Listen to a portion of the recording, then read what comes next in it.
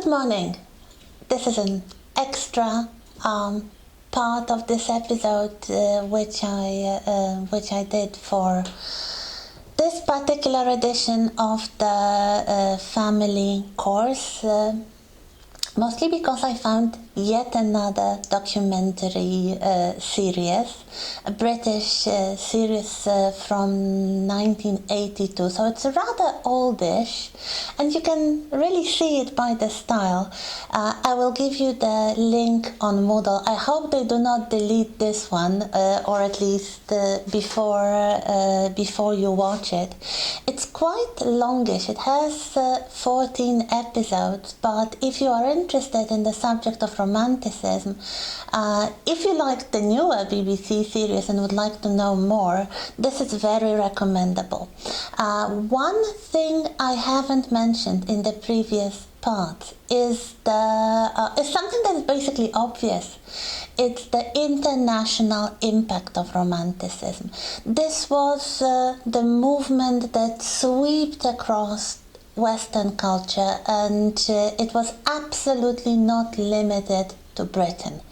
Actually, Britain was important, but not even perhaps the most important part of the world that was affected by romanticism. And if we look at other places where romanticism flourished, we find it everywhere in the Western culture. So in France, in the German-speaking lands, this is before the unification of Germany, so I'm not talking about Germany, but the German-speaking lands, and anywhere, basically, North America, even some exotic places like Spain, let's say in the paintings of Goya, or Russia in the poetry of, among others, Pushkin, Hungary and Poland. I think you all know something about the Polish romanticism, and we'll return to this in a little moment. So, of course, here we mostly talk about the English romanticism, which spanned 2 or perhaps even 3 generations of artists, mostly poets and writers. So the first generation comprising Wordsworth and Coleridge, and perhaps also William Blake, and then the second one with Keats, Shelley, and of course Lord Byron. There are a few documentaries on YouTube devoted entirely to Lord Byron. He was perhaps the living embodiment of the English Romanticism, and according to some historians, he was the first rock star even before rock music was invented. So the quintessential romantic rebel, the romantic traveler, outlaw, lover, experimenting with all kinds of dangerous behaviors, like, taking drugs and engaging in some dangerous, at least then, sexual liaisons, such as an incestuous relationship with his half-sister, or homosexual relationships with several men and boys, teenage boys. So, but of course it's not only them. We have a lot of French language artists, poets, of course, and writers. The most important would be Victor Hugo. Some of you may be familiar with his work, and also the modern adaptations of his work, like the musical Les Miserables. It's based on Victor Hugo's novel. Also the Hunchback of Notre Dame, that's another of his novels. He wasn't only a novelist, he was a poet, playwright. Also, he dabbled in graphic arts a little bit. We have poets writing in French, like Chateaubriand as well. We have, of course, lots of poets and writers writing in German. The most important one would be Goethe, and he was one of the earliest romantics, really.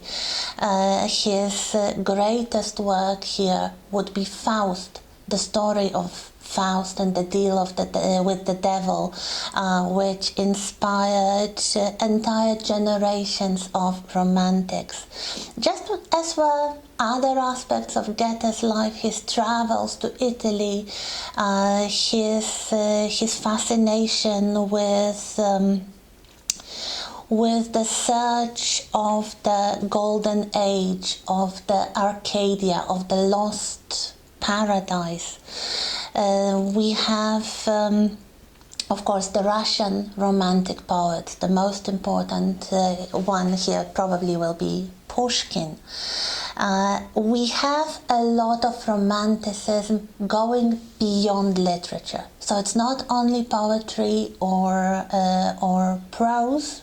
There is a lot of prose. Think of Frankenstein, think of the short stories of the American Gothic writer Edgar Allan Poe. But it's not only literature. It's in the painting, it's in the music. Especially music is very important for romanticism. And we have a lot of romantic composers, such as Beethoven and Schubert and Schumann and Ferenc Liszt. Liszt. I always get confused with the Hungarian spelling. So the great Hungarian composer, and of course our own Frédéric Chopin. He is the only Polish artist mentioned in the whole series. Chopin, together with Liszt, as examples of the national style in the romantic music, the style inspired by the folk culture, by folk music, of course in this case Polish folk music, but also by the subjects that were so important in the previous parts of today's class, that is freedom, fight for freedom, the dream of genius, of some sort of immortality through the works of genius, the dream of love, the kind of all-encompassing, passionate love verging on madness, basically. A lot of discussion here in this older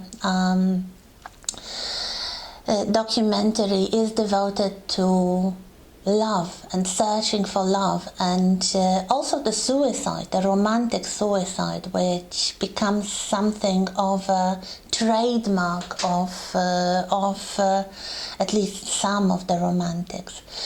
It's part of the general cult of youth. This is the first moment in European history when youth is put on the pedestal.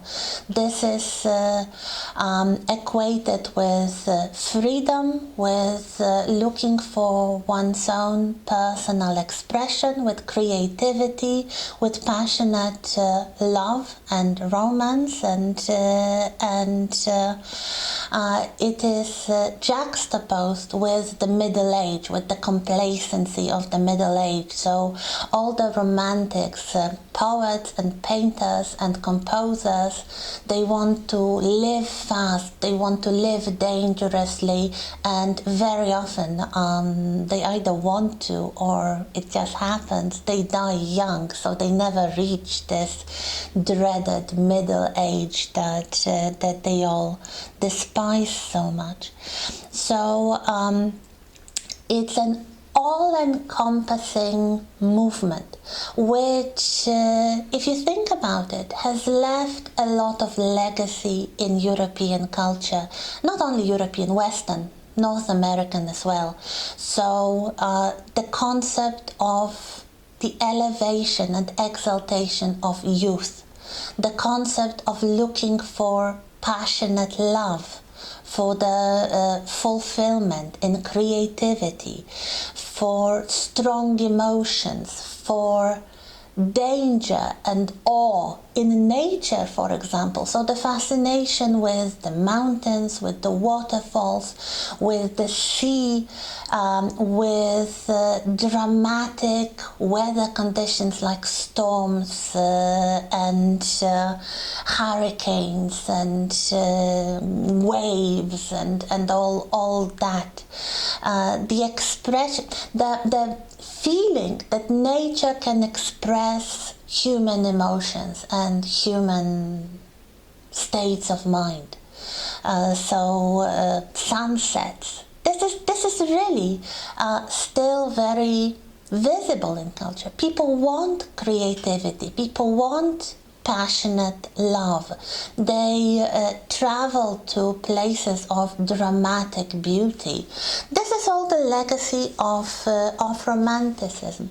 Also the political legacy of Romanticism, the fight for freedom, the fight for the for equality, for all kinds of people or groups of people who are mistreated and abused by the system.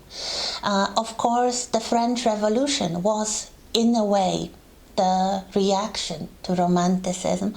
But after that, each revolution afterwards, the revolutions of the 19th century, like the famous Spring of the Nations in 1848, the student revolutions of 1968, and basically all kind of social activism is, in a way, a legacy of Romanticism. So if you feel you would like to fight for freedom, your own or somebody else's, you may be a romantic, or at least partially a romantic.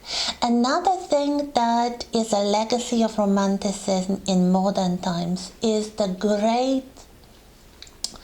admiration that Romanticism first put on creative people, on writers, poets, painters, musicians. So if you are or ever were a fan of somebody, a fan of an actor or a musician or perhaps a writer, you are a romantic. One of the first things that the Romantics introduced is the concept of the creative genius. So of course you might feel some sparks of that genius in yourself if you are, let's say, artistically minded and talented in this way. But for many people who are not gifted in the areas of literature or painting or music, it was enough to find a personal hero or more personal heroes who would express and embody what the public was looking for in the arts. So we have, well, Lord Byron, I mentioned already, being the first rock star in a way. So the poet who is admired, who has fans, who has women writing passionate letters to him, and if you look at today's careers of real rock stars and other creative people, mostly musicians but actors as well, this is inherently romantic. The idea that the people who have some sort of talent, they have more intense lives, and also they embody the dreams and pursuits of their audiences. So if it ever happened to you that somebody else's work felt like it expressed your emotions, you're a romantic, definitely. This is also the period which introduced female creativity at a greater length. So we have some wonderfully creative women. I mentioned Mary Shelley, the author of Frankenstein. She wrote it when she was 18. But there are lots of poets and writers in various countries, like George Sand, for example, in France. And also, let's say, the Bronte sisters. They lived in the 19th century, but their work is predominantly still romantic. So we can really talk about the legacy of Romanticism moving from this period of Regency, so the turn of the 19th century and the first decades of the 19th century, onto the Victorian period and even the 20th century and the modern times. And the last thing I wanted to discuss with you is perhaps the Polish Romanticism, and something that you may recall from your own high school education. And at least for me, I had to learn a lot about Polish Romanticism and then Polish realism called Positivism, which, of course, you remember, those of you who went to any Polish high school. You are basically force-fed with Mickiewicz, Słowacki, Norwid, and other romantic authors. And for many young people, myself included, this put me off the 19th century for a very long time.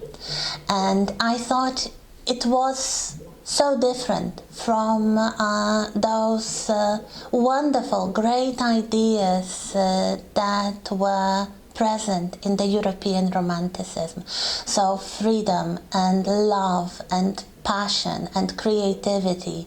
The Polish Romanticism for me then, when I was perhaps your age or even younger, was all about Poland and fighting and Poland and patriotism, and I was fed up, really. But if you return to these poets, to these artists like Chopin, I was also force-fed with Chopin and I had enough, but now I like him. And I actually reread some of the poems by Mickiewicz, Słowacki and others. And now I see, and I hope you will be able to see it as well, that this is just a regional expression of a broader theme. And of course, the difference is in the political situation of Poland, which was a non-existent political entity divided among the stronger neighbors, so basically a colonized country. So of course, if you have a powerful movement of young creative people centered on freedom, political freedom will be something they will really try to gain. And if you see the Polish Romanticism in this perspective, with its fight for freedom reflecting the different aspects of freedom, more visible, let's say, in the English Romanticism or in the French or German or I don't know, even Russian Romanticism, then you can appreciate it some more. Also, the fascination with the folk culture, the fascination with the scary things.